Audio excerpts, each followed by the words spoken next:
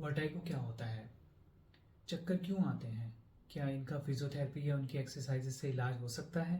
तो जानते हैं आइए इसी वीडियो के अंदर। दोस्तों, इस वीडियो को आखिर तक ज़रूर देखिए। इस वीडियो में के किसी भी भाग में बताई गई जानकारी आप में से किसी के भी काम आ सकती है। नमस्कार, मेरा नाम है डॉक्टर अनुज शर्मा। मैं मास्टर ऑफ फिजियोथेरेपी हूँ। करीब 22 सालों से इस फिजियोथेरेपी फील्ड से जुड़ा हूँ और 17 साल से ज़्यादा का मुझे क्लिनिकल एक्सपीरियंस है।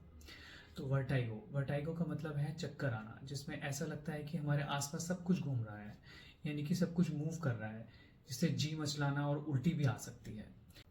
इसके 3 मेन कारण हो सकते हैं। पहला, हमारे गर्दन या सर्वाइकल के आसपास की वजह से चक्कर आना। दूसरा, हमारे कान के अंदर की कोई प्रॉब्लम होने की वजह से चक्कर आना।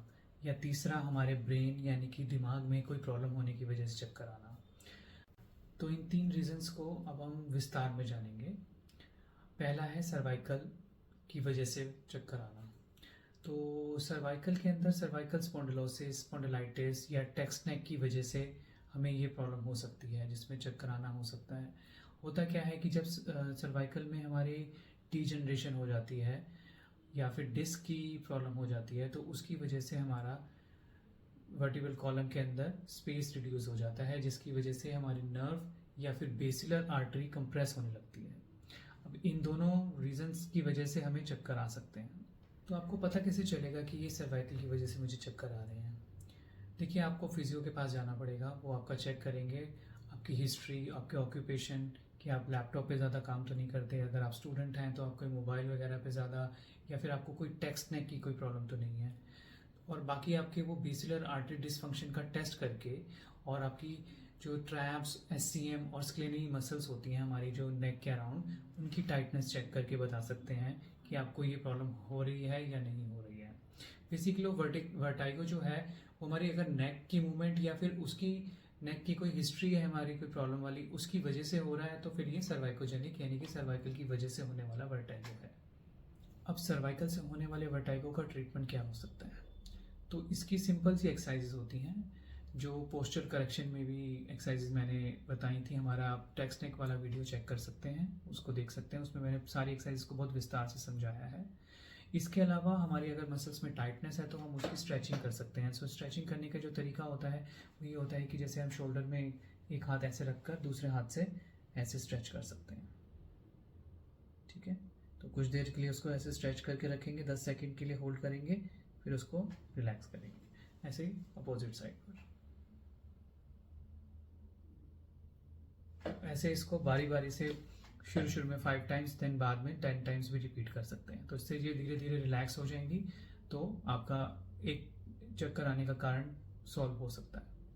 अब अगर फिजियोथेरेपी और नेक एक्सरसाइजेस से भी आपकी प्रॉब्लम सॉल्व नहीं होती है और बल्कि और बढ़ती है, तो आपको कान के डॉक्टर यानी कि ईएनटी स्पेशलिस्ट के पास जाना चाहिए। फिर वो आपकी अच्छे से थॉरोली जांच करेंगे कि कान के अंदर के हिस्से में तो कोई आपको प्रॉब्लम नहीं है, जिस प्रॉब्लम का नाम होता है BPPV यानी कि बिनाइन पैरोक्सिस्मल पोजिशनल वर्टाइगो। ये प्रॉब्लम का आपने बहुत बार प्रिस्क्रिप्शन के ऊपर नाम लिखा हुआ देखा होगा। जिनको भी ये वर्टाइगो की प्रॉब्लम है उनके ज़रूर प्रिस्क्रिप्शन पे ऐसा लिखा हुआ देखा होगा। तो आज हम जो एक्सरसाइजेस बताने जा रहे हैं वो इसी टाइप की वर्टाइगो के लिए ठीक करने के लिए मदद करेगी। तो तो अब इसमें ट्रीटमेंट क्या होता है? ट्रीटमेंट में इसमें फिजियोथेरेपिस्ट आपके ऊपर एक एप्ले मैन्योवर करता है। उस मैन्योवर में आपका वर्टाइगो के सिम्टम्स ज़रूर बढ़ते हैं कुछ देर के लिए, लेकिन वो आपकी वर्टाइगो को ठीक करने में ज़रूर हेल्प मिलता है। तो इसके लिए आप अपने किसी भी नियरेस्ट फिजियोथेरेपिस्ट के पास जाकर उनसे ये करवा सकते हैं, जिनको भी वर्टाइगो की प्रॉब्लम है। तो उसके बाद आती हैं सेल्फ एक्सरसाइज, यानी कि जो पेशेंट को खुद से करनी होती हैं। तो वो हैं ये। इस पहली एक्सरसाइज में बेड के एंड में ऐसे बैठना है, फिर अपना सिर 45 डिग्री राइट साइड की तरफ घुमाना है और लेफ़्ट साइड करवट में लेटना है, और इसको 30 सेकंड तक इसी पोजीशन में मेंटेन रखना है। फिर बैठना है और फिर उसको फिर 30 सेकंड तक वेट करना है। अब ऐसे ही दूसरी साइड पर रिपीट करना है।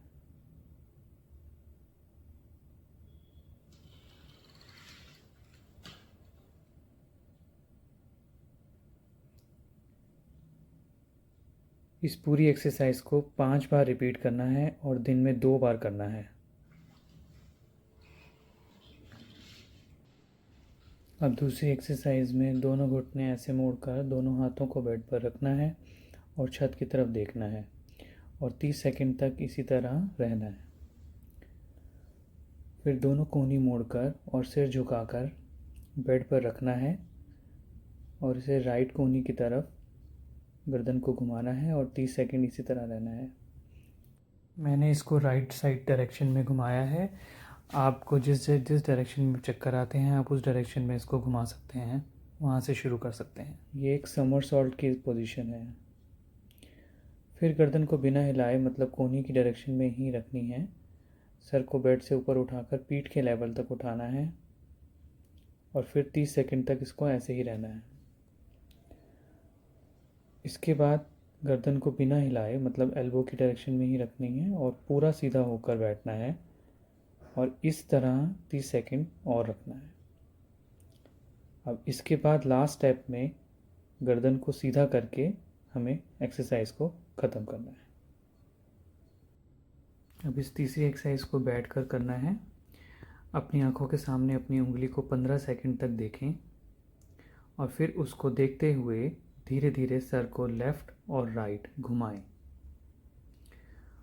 10 सेकंड के बाद सर को ऊपर और नीचे करें।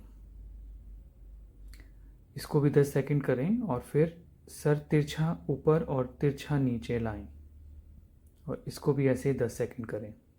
ऐसा ही दूसरी साइड रिपीट करें।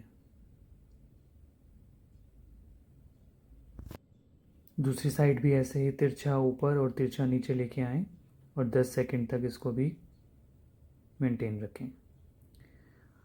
अब इन सभी एक्सरसाइजेस को आपने 5 बार रिपीट करना है टोटल और ऐसा दिन में 2 बार करना है, सुबह और शाम। और इन एक्सरसाइजेस को कम से कम 2 हफ्ते तक आपको रोज़ करना है। इससे आपको वर्टाइगो के अंदर कंट्रोल करने में बहुत मदद मिलेगी। अब ये बात गौर करने वाली है कि इन एक्सरसाइजेस के किसी भी स्टेप में आपके चक्कर बढ़ सकते हैं, बट घबराना नहीं है क्योंकि धीरे धीरे इन्हीं एक्सरसाइजेस से आपकी तकलीफ़ ठीक हो जाएगी। बस पहले से ही प्रिपेयर रहें, किसी को हेल्प के लिए अपने साथ रखें, पास में कोई बाल्टी रखें। इसके बाद रेस्ट करें तो ज़्यादा अच्छा है, कहीं जाएं नहीं, ड्राइविंग ना करें क्योंकि वो रिस्की हो सकता है। कोई काम ना हो तो अच्छा ही है क्योंकि ऐसा देखा गया है कि चक्कर बढ़ जाते हैं इन एक्सरसाइजेस के बाद, पर आखिर ये ही तो एक्सरसाइजेज हैं जो आपको ठीक करेंगी।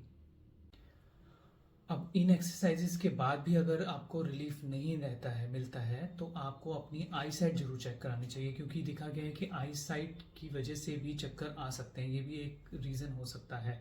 या फिर गैस्ट्रिक यानी कि एसिडिक फूड खाने की वजह से भी चक्कर आ सकते हैं। तो ये दोनों कारण को भी हम इग्नोर नहीं कर सकते हैं। पर अगर ये भी कारण नहीं मिलते हैं अगर आपके वर्टाइगो की वजह से, तो आपको एक न्यूरोलॉजिस्ट को कंसल्ट करना चाहिए। उसमें वो आपका सीटी स्कैन, एमआरआई एक्सेट्रा ये चेक करने की कोशिश करेंगे कि कोई ब्रेन में इंजरी या कोई बीमारी या कोई पैच तो नहीं है ब्रेन में जिसकी वजह से ये आपको प्रॉब्लम हो सकती है। तो अगर कोई प्रॉब्लम निकलती है, भगवान न करे, तो उसे सेंट्रल वर्टाइगो कहा जाता है और उसका ट्रीटमेंट फिर न्यूरोलॉजिस्ट ही करता है, उसमें कोई एक्सरसाइजेज नहीं की जाती हैं। अब इसमें क्या घरेलू उपाय हो सकते हैं? तो घरेलू उपाय इसमें ये हो सकते हैं कि आप पेपरमिंट ऑयल से आप मसाज करवा सकते हैं अपने गर्दन की आसपास के हिस्से की, तो उससे काफ़ी रिलीफ मिलता है जिस दौरान चक्कर आ रहे होते हैं। आप अदरक का टुकड़ा या अदरक की चाय या जिंजर की कोई कैंडी आप खा सकते हैं जिस टाइम पर चक्कर आ रहे हो, क्योंकि कहते हैं कि ब्रेन में जब ब्लड सर्कुलेशन बढ़ता है तो फिर चक्कर रिलीफ मिलता है, उससे चक्करों में रिलीफ मिलता है। तो ये अदरक से उसमें फ़ायदा होता है। बाकी आप योगा और मेडिटेशन कर सकते हैं, उससे भी आपको रिलीफ मिलता है।